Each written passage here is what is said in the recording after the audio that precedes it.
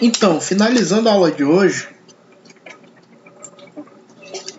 vamos falar sobre especificamente o tipo de ligação química que ocorre nos semicondutores.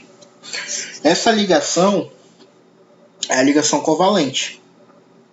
Então, existe um conhecimento chamado regra do octeto que é baseado no fato de que os átomos eles buscam completar a sua camada de valência. A maioria dos átomos da tabela periódica, dos elementos químicos da tabela periódica, tem a camada de valência incompleta. Então, com isso, esses elementos químicos buscam completar essa camada de valência através de ligações químicas. Então,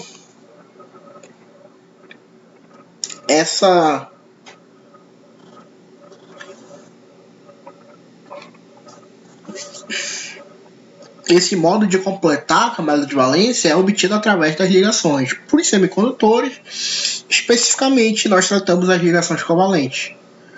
E que existem vários tipos: a ligação covalente simples, a ligação covalente dupla, a ligação covalente tripla e a ligação covalente coordenada ou dativa. A ligação covalente simples, ela ocorre quando os átomos que se ligam dividem um elétron. Ou seja, geralmente ela ocorre com átomos monovalentes, átomos que estão precisando de um elétron para completar essa camada. Então, por exemplo, a gente tem o gás cloro, que nós temos aqui o cloro, um átomo de cloro com 7 átomos na camada de valência, vai se juntar com outro átomo de cloro, com também 7 elétrons na camada de valência. Eles formam o Cl2, que é o gás cloro, em que um elétron de um átomo fica transitando entre os dois átomos, formando. Aí nesse aqui vai ficar com 8 e nesse aqui vai ficar com 8.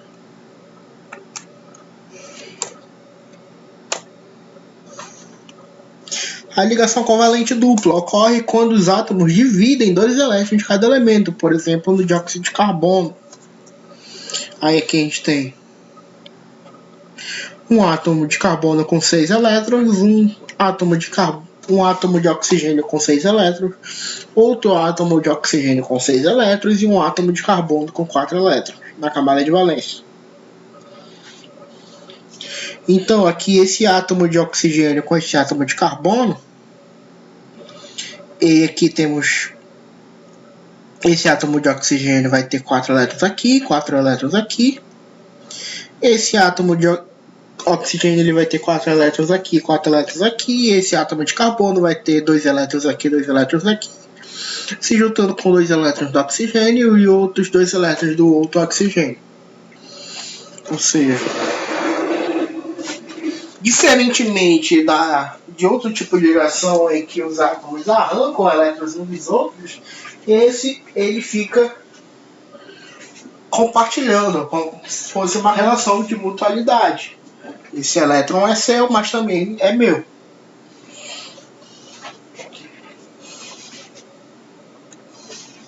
A ligação covalente tripla, como você já deve estar observando, imaginado, são quando os elétrons, quando os átomos dos elementos químicos compartilham 3 elétrons na camada de valência. Por exemplo, no gás de nitrogênio, que temos 5 elétrons na camada de valência, quando 2 átomos de oxigênio se juntam, eles precisam compartilhar 3 elétrons para que cada átomo fique estável com 8 elétrons na camada de valência. Agora, por último, a ligação coordenada ou dativa, que é a tipo de ligação covalente que ocorre nos semicondutores quando eles passam pelo processo de dopagem. Os átomos dividem os elétrons e quando há uma ocorre o fenômeno do elétron livre, esse elétron livre fica navegando entre as lacunas que estão faltando e preenchendo essas lacunas. É esse o tipo de comportamento que depois nós vamos entender que funciona o elemento semicondutor. Aqui temos uma lacuna de boro que tem 7 átomos na camada de valência, ou seja, está faltando um elétron.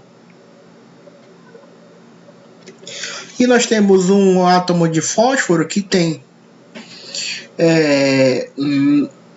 9, então esse elétron livre vai completar a lacuna do boro, enquanto eles se juntam com o silício.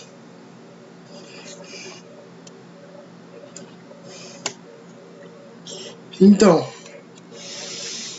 embora a ligação covalente resulte uma ligação mais forte entre os elétrons de valência e os átomos aos quais são associados, esse tipo de ligação covalente dativa ou coordenada fazem que os elétrons de valência podem absorver energia cinética suficiente para quebrar a ligação e assumir o estado livre.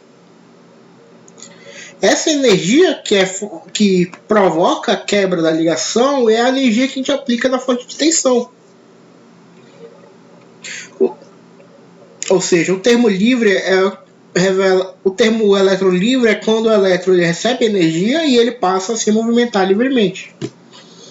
Isso, por exemplo, é o que vai determinar o limiar de funcionamento de um diodo, que para o silício é 0,7 volts e para o germânio é 0,3 volts, ou seja, a energia para que um elétron assuma o estado livre para um diodo de silício a gente tem que aplicar 0,7 volts de uma tensão contínua e para o germânio a gente tem que aplicar 0,3 volts de uma tensão contínua. Esse comportamento que vai configurar o funcionamento dito semicondutor.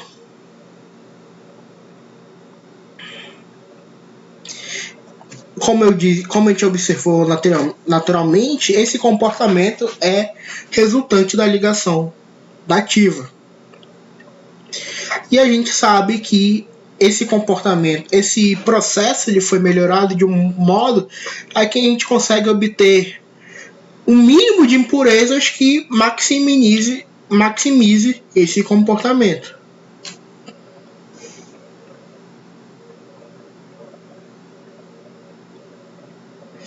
Quanto mais nós aplicamos energia, menor vai ser a resistência elétrica do germânio e do silício. Ou seja, eles vão ter um coeficiente negativo. E com isso nós encerramos a aula de hoje.